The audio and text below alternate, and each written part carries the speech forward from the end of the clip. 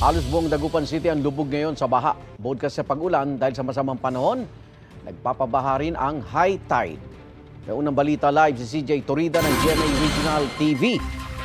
CJ. Igan, nandito tayo ngayon sa Barangay Tapuac, isa sa mga lugar na binabaha sa Dagupan City. Nakatutok ang lokal na pamahalaan ng Dagupan sa sitwasyon sa iba't ibang lugar sa lungsod na nakararanas ng baha. Ayon sa CDRRMO, halos lahat ng barangay ang nakararanas ng pagbaha.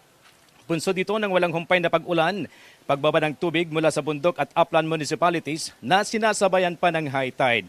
Kaya kahapon, sumulat si Mayor Belen Fernandez sa Sangguniang Panlungsod upang ideklara ang state of calamity sa Dagupan. Nakalagda ngayong araw ang special session ng konseho. Oras na ideklara ang state of calamity, magagamit na ang emergency resources ng LGU upang tugunan ang mga pangangailangan ng mga apektado ng kalamidad. Kahapon may mga pamilyang inilikas sa Dagupan City People's Astrodome mula sa barangay Lasib Grande at Pugot Chico. May mga evacuee rin mula sa iba pang barangay.